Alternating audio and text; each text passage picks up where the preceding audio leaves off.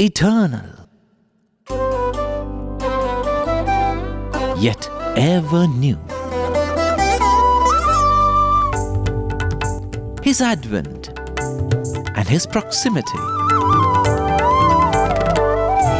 His mystical leelas and His songs, every mischief and miracle a message memorable.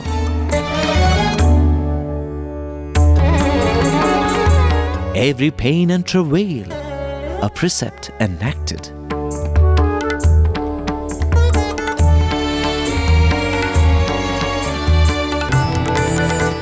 As the bud blossomed to reveal 1,000 petals,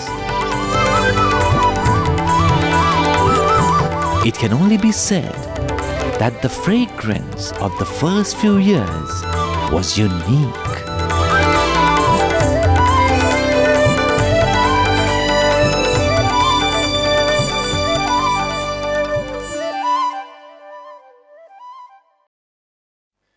Thousands of years before, the great sage Vedavyasa, he sat very forlorn and apparently depressed. He had a worried look on his face, and this is something very surprising because Maharshi Vedavyasa is no ordinary soul. He is the one who has been considered as the instrument through which the world has received many of the sacred texts. In fact, he is also the author of the Mahabharata. A person of that stature and that nature, feeling low down and apparently depressed, this was what surprised Narada. Narada is the sage who keeps going around the three worlds, spreading the name of Narayana. And he asked him, "Oh revered sage, what is the matter? I really don't know what is my problem. I'm just not feeling happy. I'm just not feeling fulfilled." You are not feeling fulfilled? The kind of work that you have done, what you have achieved on earth, will not be rivaled and matched by anybody in the history. If you feel unfulfilled, then there is no hope for anybody on earth to feel fulfilled. Because anything that anybody does will not be even 1% of what you have done. Vedavyasa says, "That is very nice of you, Narada, to tell such kind words to me. But the fact of the matter is, I'm not so happy. I'm feeling very empty. I don't know why." Whatever might be our achievements in the intellectual domain, nothing will give us joy like singing the glories of the Lord. It is my humble suggestion that you also become the author of the Srimad Bhagavatam. Why don't you write the stories of Lord Krishna? And the legend goes that sage Vedavyasa accepted this suggestion, and once he began to live and relive the stories of Krishna, his heart erupted with bliss supreme, and that Ananda never left sage Vedavyasa ever in his life. And you know the beauty of the Lord? One demon he kills by tearing apart the mouth. The other he kills by ripping apart the breast. Another he dances on the head. Why Krishna had to kill different demons and different Rakshasas and Rakshasis in different manner? Krishna could have just willed them dead, right? Why does he have to do anything?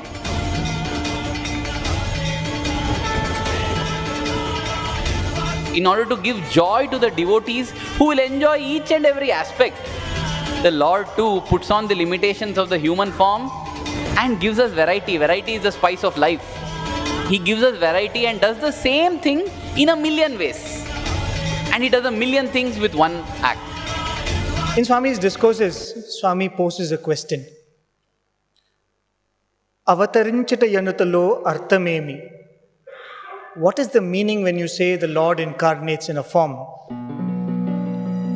Janulapai priti vatsalya paratatoda వారి స్థాయికి దైవంబు భువిపై వచ్చు జీవ ప్రజ్ఞతో బాటుగా దైవ ప్రజ్ఞ. Out of love, out of the affection a mother has for her child, similar to such affection, the Lord takes a human form and comes to the level of the devotees.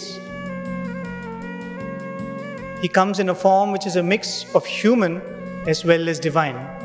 But even the Lord, when He comes down in the human form, He yearns for the love of a mother.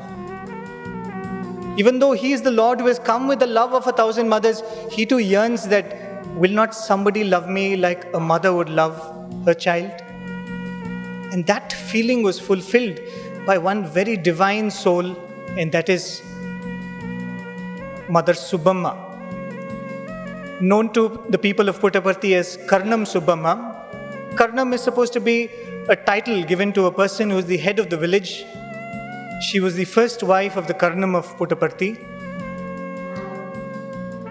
And as Providence would have it, she was childless. And because of that, the Karnam married one more time, and the second wife was Karnam Kamalamma. She too played a very significant role in the life of the avatar. But no narration of Swami's childhood, or in fact no narration of Swami's life, would be complete without reference to Mother Subbamma. As we explained, Swami was born in the house of the Raju family, which was not very well off. But this Karnam Subbamma happened to be the neighbor of the Raju household. Even when we were students, we would go to the Shivalayam, and the house of Karnam Subbamma was still intact then.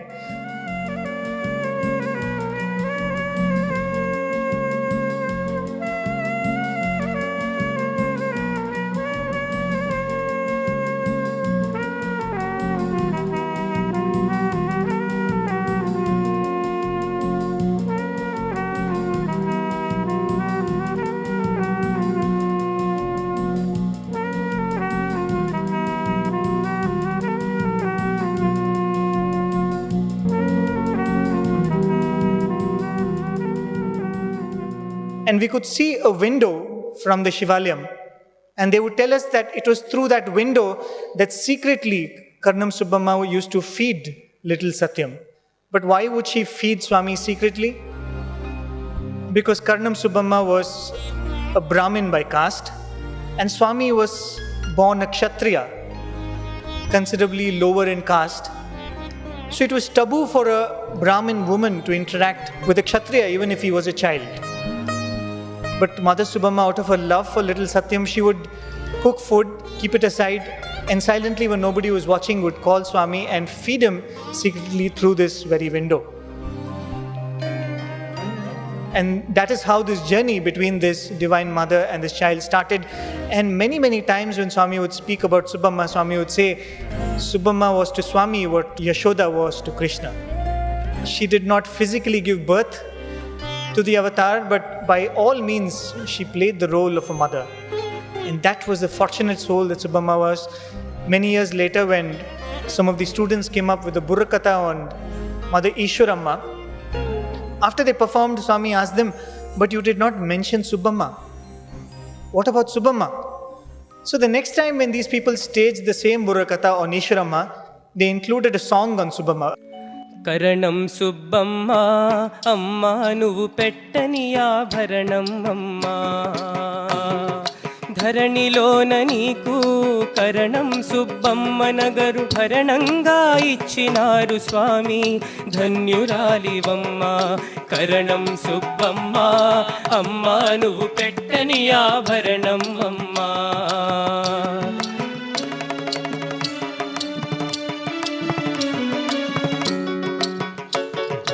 ఆకలైన నీవు తినక స్వామి కోసమెదురు చూసిన యశోదవే యశోదవే నీవమ్మ అపర శబరి వైతివమ్మ ఆకలన్న వారికి అన్నము పెట్టి అన్నపూర్ణ వైతివమ్మ కరణం సుబ్బమ్మ అమ్మ నువ్వు పెట్టని ఆభరణం అమ్మ నువ్వు పెట్టని ఆభరణం అమ్మ. Oh mother, even if you were hungry, you did not bother about it. You were only bothered about Swami's hunger. In the later years, it was not Swami's hunger alone, but you were even bothered about the hunger of all those devotees who came to Swami. And you definitely was that Yashoda to Krishna. And when this Burakatha was performed, Swami heard it. And at the end of it, Swami said, I told you still there is no Subhamma in the Burakatha. And the boys very humbly said, Swami, we sang one song. Only one song. Because Swami was expecting the entire Burakatha will be on Subhamma. Swami said, only one song. Then, with a very sympathetic and very pleading expression, Swami said, okay, at least sing that song one more time. So after the Burakatha was over, Swami made them sing that song one more time and relished and became emotional listening to that song one more time. And such was the soul this Subhamma was. And indeed, a very, very fortunate being. And like Baizama of Shirdi times, she would carry in a basket, in a tiffin carrier, different food items and go in search of Swami. Swami, where are you? Where are you? Because you eat. And till Swami eats, she won't eat food.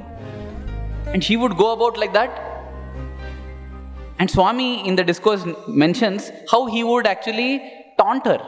కానీ స్వామిని వచ్చి చేర్చిన తర్వాత ఎవరి ముఖము చూచలేదు ఆమె. But ever since she met Swami, she didn't care anymore. తెల్లవారు లేచినది మొదలుకొని రాత్రి పరుండునంత వరకు కూడాను స్వామి పనులే స్వామి పనులే స్వామి పనులే. Right from dawn to dusk, she attended all jobs, works associated with Swami. నేను అప్పుడప్పుడు చెప్పకుండా ఎక్కడైనా బయటికి పోయినప్పుడు కొండలంతా తిరిగేటువంటిది పాపం ఆమె. When Bhagavan left this place without telling anybody, she used to search for Bhagavan. ఒక బ్యాగ్ లోపల in a bag ఒక టిఫిన్ క్యారీ పెట్టుకొని with a tiffin carrier inside. Upma, dosa, vada, idli ఇవన్నీ చేర్చుకొని పెట్టుకునేటువంటిది పాపం. With that carrier, upma, vada, idli, she was carrying that. Dosa కూడా పెట్టుకునేటువంటిది, including dosa. అక్కడ పోతానే స్వామి ఏం తెచ్చావు అని అడిగితే నేను ఏమి చెప్పాలి, స్వామి మీకు ఏది ఇష్టమో అది తెచ్చాను. Supposing if Swami asks, what is that you brought for me? Well, she should be in a position to say, Swami, whatever you relish. నాకు దోశ ఇచ్చేసేయి అన్నాను. Swami said, give me dosa. దాన్ని ఒక తట్టలో పెట్టి నాకు అందించింది.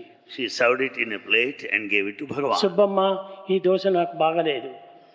Swami said, Subbamma, this dosa is not nice. నాకు ఇడ్లీ పెట్టు అన్నాను. I want idli. ఇడ్లీ కూడా వడ్డించింది. She served idli also. నాకు ఈ ఇడ్లీ కూడా అక్కర్లేదు అన్నాను. Swami said, I don't want idli now. Upma పెట్టు అన్నాను. Then I want upma. Upma కూడా పెట్టింది. She served upma now. తెల్లవారు లేచినప్పటి నుంచి ఈ రకరకాల యొక్క పిండి వంటలంతా చేసి నా కోసం కాచుకొని ఉండేటువంటి Subbamma. In fact, she prepares all these things right from the morning and waiting for Bhagavan. ఇంకా ఏమడుగుతాడో ఏమో అని భయం పాపం సుబ్బమ్మకు.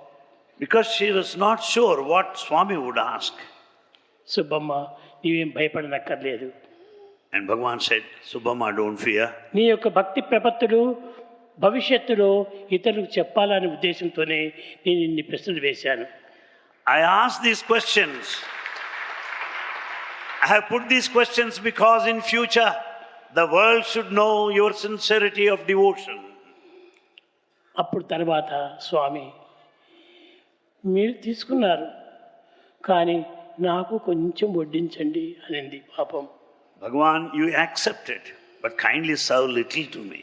అప్పుడు నేనే ఇడ్లీని ఓ చట్నీతో అద్ది కొంతవరకు ఆమె నోట్లో పెట్టాను. And Swami served her idli along with chutney. There was one lady who actually invited Swami and said, Swami, if you don't discriminate between anybody, please come and partake food in my house. And Swami would narrate in his discourse how this lady invited, and she was frying vadas. Vadas is a South Indian savory specialty which is fried, dough fried in oil. She made vadas for Swami, but she poisoned those vadas. And even as Swami was partaking it, Subbamma, who got to know this, came rushing. And she saw that the damage had been done because Swami had already eaten the vadas. She cried out, "Oh, you, Swami, what have you done? Swami, what have you done?" Swami said, "Don't worry, Subhamma, don't worry." And then Swami, after having partaken the entire vadas at that home, comes out and one by one removes the vadas as they were. How foolish of the lady. Here is the Lord who held the alahala in his throat, who drank the poison that could destroy the entire universe. What is a few drops of poison for him? But then, in the avataric mission, the Lord does human actions according to the situation. He said, "Subhamma, you know, people are targeting me. And because you are close to me, they will target you also. So, you know, for your own safety and good, I will stay away from your house. I will stay somewhere else." And Subhamma could not bear this. She had a small piece of land outside the village. And a small hut was built for Swami. And that is where he began to reside. And you could say that that was the first mandir of Swami, because it was a very small hut where Swami alone used to stay. One night, when Swami was sleeping inside that hut, a few of these people got together and they set fire to that hut. And they hid behind bushes. The rest of the village got to know that the hut in which young Satyam was staying was up in flames. They all came running, but by then it was too late. The flame was up and it was engulfing that hut and anything that could have been inside it. They found that one cloud came right above the hut and rained exactly where the hut was. Nowhere else in the village it was raining only above the hut. The fire was put off. And Swami came out smiling as ever. The rest of the villagers caught these boys who set flame to this hut, and they were brought before Swami. And you know, these are the opportunities Swami seizes. When others try to pounce on you and blame you and try to take you to task, Swami reprimands lovingly. Swami forgives, because Swami says there is no tool which is more powerful than that. So Swami looks at these boys and he says that all said and done, they wanted to harm me, but they had a good nature in them, because they felt that nobody should be taking us for a ride. There are other gullible people, they should not be taken for a ride. They really wanted to test me. I am here open to anybody's test. So I am not upset with them. If you really love me, if you really revere me, please forgive them. And they were forgiven, and needless to say, with time they became confidants of Swami. They became the early devotees of this little Satyam. In the meanwhile, there was one Chidghanananda Swami in nearby Kottacheru. He was a spiritual personage. So he came to Puttaparthi and he told Swami's parents, "See, if you don't mind, your son is not ordinary. He has got some special powers and siddhis which should be channelized properly. Then no, he has great potential. I have got an ashram over here. Let me take him as my disciple. After me, he can take over my ashram." This was the offer made by Chidghananda Maharaj, and the parents were unnerved by this. They were taken aback. So at first they just refused because they wanted some time to think, and they sent away Chidghananda Maharaj. The Karnam had already passed away by then. Karnam Kamalamma went to Karnam Subhamma and she told her co-sister that, "Sister, our husband's wish was that he wanted to build a temple for the Lord. You know something? They are going to take away our Satyam. They are taking away our Swami because offers are coming from Kottacheru, far away Kottacheru. If we don't do something, we will lose Swami forever. The land that we have earmarked for the temple, let us offer this land to Swami." That was the suggestion she made. Karnam Subhamma immediately agreed. Interestingly, this is a copy of that sale deed which was finally made, because it had to be registered in Swami's name. So the description of the land was given, and it said that this land, so-and-so, saying Karnam Subhamma and Karnam Kamalamma, we are giving it to Satyanarayana Raju, who is, it says, the temporary head of the Sathya Sai Baba Matam. So it is being written to him with a registration of 12 paise for the land which is worth 50 rupees. So that was a land which was given to him, and very beautifully worded in a sale document, in a sale deed. It is written, this is given to Swami to use for his mandir for the benefit of all the devotees who will come to visit him. What our lineage will get out of it will be only the punyam which comes out of doing this good deed. Nobody will have any rights over the property or anything which would come thereof. Sometimes God also, he would go to Subhamma and ask, Subhamma, cheppu niki em kavali cheppu. Tell me, Subhamma, what do you want? She would say, Swami, I don't want anything. She would say, no, Subhamma, you ask me for something, I will give you. And she would say, Swami, you gave me the boon that I don't have any children of my own. She said, you gave me the boon that I have not mothered any children. And because of that boon, I could look up to you as my own child. What more can I ask for, Swami? But Swami would say, what Swami would say is, I am indebted to you. కానీ ఆమెకు ఒక్క కోరిక మాత్రం ఉండేటువంటిది. But she had one desire. స్వామి, నా అంత్య సమయం లోపల తమ హస్తముల ద్వారా నా నోటిలో నీరు పోయాలి అని కోరేటువంటిది. She desired and prayed to Swami that Bhagavan should be there by her side when the last moment approaches, and that he should make her sip water. తప్పక నేను ఆనాడు మాట ఇచ్చాను. Bhagavan promised. ఈ మాట ఇచ్చిన తర్వాత 6 సంవత్సరముల తర్వాత నేను మెడ్రాస్కు వెళ్ళాను. 6 years passed. Bhagavan had been to Madras. ఆమెకి ఎట్టి జబ్బును లేకుండా క్షేమంగానే ఉంటుండాలి. She was very healthy with no ailments whatsoever. ఆమె ఈ చింతను కూడాను మర్చిపోయినది. She had no thoughts of this nature. నేను 3 దినములు అక్కడ ఉన్న తర్వాత నేను తిరిగి వచ్చేసాను. Bhagavan stayed there for 3 days and returned. వచ్చి కారులో వచ్చాను. He returned in his car.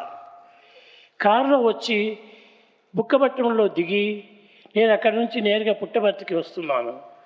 Bhagavan got down there near Bukkapatnam and was reaching Puttaparthi straight away from there.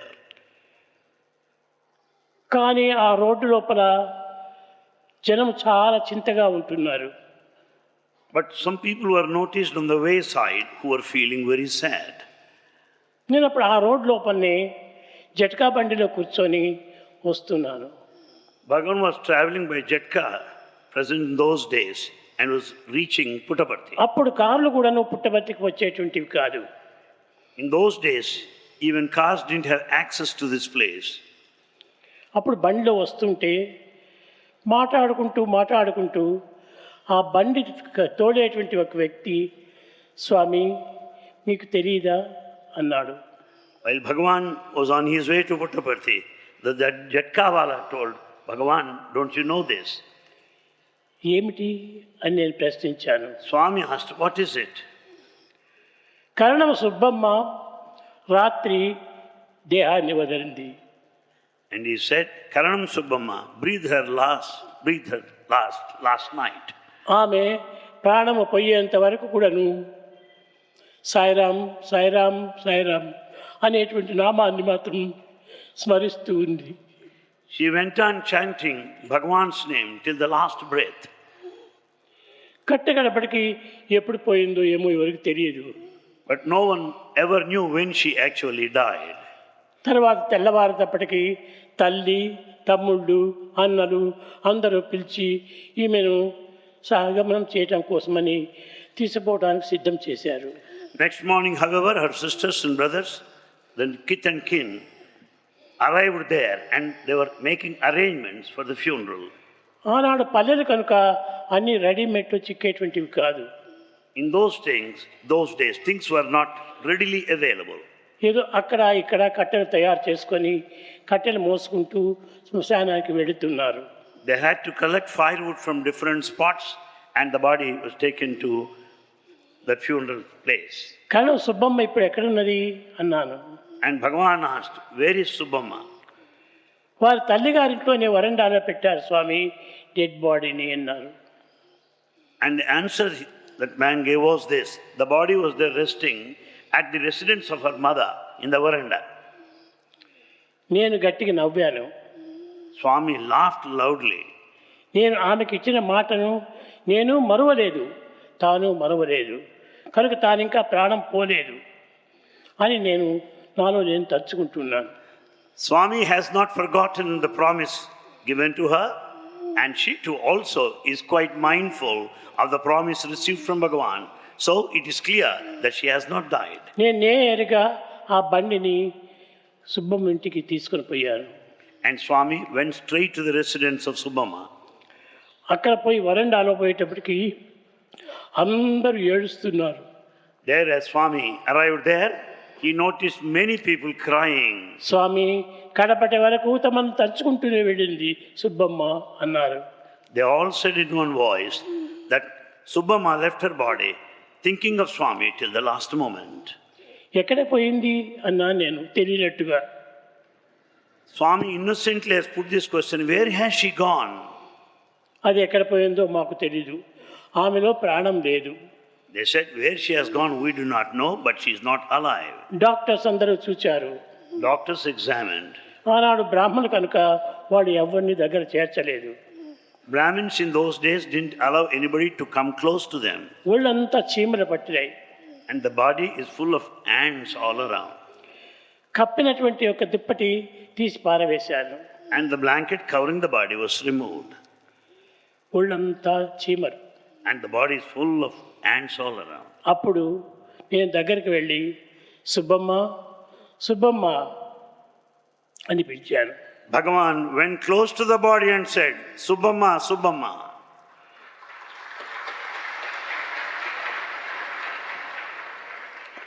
కన్నులు తెరిచింది. She opened her eyes. నన్ను చూచింది. She looked at Bhagavan. నన్ను చూచింది, కంటి నిండుకు నీరు పెట్టుకుంది. She saw Swami with her eyes full of tears. స్వామి ఎప్పుడు వచ్చారు అని ప్రశ్నించింది. She asked Swami, when did you come? ఇప్పుడే వచ్చాను సుబ్బమ్మ అన్నాను. And Bhagavan said, Subbamma, I have come just ఆమె now. కన్నులు తెరిచి స్వామి వైపు చూస్తూ మాట్లాడుతూ ఉండేటప్పటికీ తన సోదరులు, తన సిస్టర్స్, తన తల్లి గబగబా ఇంటి లోపల దూరారు. As she was conversing with Swami, in the meantime, all her brothers and sisters came closer. ఎందుకంటే స్వామికి వంటలు చేయాలా అని. Because they were all there to make preparations for Swami. నాకు వంటలతో పని లేదమ్మా, Swami said, I am not bothered about it. సుబ్బమ్మను చూడటానికి వచ్చాను. I have come here to see Subbamma. ఆమెను చూచాను. I have seen her. నేను ఇక నేరుగా పుట్టపర్తికి పోవచ్చు. And I can go straight to Puttaparthi now. తెరిచి చేయి పట్టుకొని సుబ్బమ్మ ఏం తలుచుకుంటున్నావు అని ప్రశ్నించాను. Swami caught hold of her hand and said, Subbamma, what is it you are thinking about? Sairam Sairam Sairam అనుకుంటున్నాను స్వామి అనింది. And Subbamma replied, Swami, I am only saying Sai Ram, Sai Ram, Sai నా Ram. దగ్గర ఉన్నటువంటి ఒక కర్చీఫ్ తీసి ఆమె కంటి దారాలు తుడిచారు. And Swami, with his kerchief, wiped out her tears. తుడిచినప్పటికీ ఆమె ఇంకను నవ్వుతూ వచ్చేసింది. And she was smiling. స్వామి ఇప్పటికైనా తాము చెప్పినటువంటి మాట జ్ఞప్తి ఉంది కదా అంది.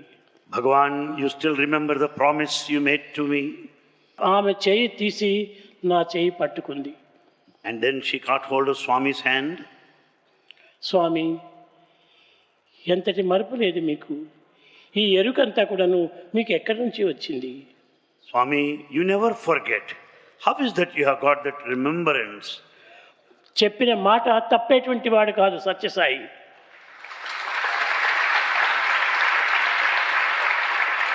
Sathya Sai will never break the promise given. తన పేరే సత్యం. His name verily is Satya. చెప్పినంతా కూడా సత్యమే కానీ అసత్యంగా మారదు. Whatever that is declared is truth, nothing but truth. చేయి తీసుకుంది, తన నొసట వ్రాత వేసుకుంది. And she kept the palm of Bhagavan on her forehead. నేను అప్పుడు విభూతి తీశాను, ఆమెకు నొసట వ్రాసాను. Bhagavan materialized vibhuti for her and smeared it on her forehead. ఇంకా సుబ్బమ్మ నువ్వు క్షేమంగా కన్ను మూసుకో. And Bhagavan said, Subbamma, you can be so peaceful. నీకు Leave ఇంతవరకు your ఏ body. చింత ఉండినాదో ఆ చింత ఇప్పుడు తీరింది. All that you have been worrying and thinking about, that promise, it is fulfilled now. స్వామి లేడే అనేటువంటి చింత నీకు ఎక్కువ బాధ పెడుతూ ఉండినది. In fact- ఈనాడు స్వామిని చూచావు, స్వామి మాటలు విన్నావు, స్వామి చేయి పట్టావు. You are very much worried that you have to leave at a time when Swami is not here, that you could not talk to him, that you could not have sip of water as promise given earlier. Now you could have all of them. నేను అప్పుడు సుబ్బమ్మతో చెప్పాను, సుబ్బమ్మ నేను ఇంక పుట్టపర్తికి వెళ్ళొస్తాను అన్నాను. Then Bhagavan said, Subbamma, I will now go to Puttaparthi. మంచిది స్వామి, మంచిది. She said, yes, Swami, yes. నన్ను కూడా ఎక్కడ పంపాలో అక్కడ పంపించేసి మీరు పుట్టపర్తి చేరండి అనింది. She said, Bhagavan, send me to that place where I have got to be sent, and then you leave this place. నాకు ఆ మాట చెప్పింది, కన్ను మూసుకుంది. So saying, she closed her eyes. They say that the way a person dies shows the way a person has lived his or her life. And just by knowing how Karnam Subbamma passed away itself, we can realize what a kind of life she led. A person who seeks God redeems 7 generations before him, 7 generations after him. And when Brother Prem was narrating how the sale deed was made, I just felt that Karnam Subbamma and Kamalamma even put it on print, that what we seek in exchange for this land is all the punyam that comes, which redeems not only us, but all our generations. Our salutations to this Yashoda of our Sathya Sai, Karnam Subbamma. We pray that our heart too is filled with such love, devotion and dedication to our Swami.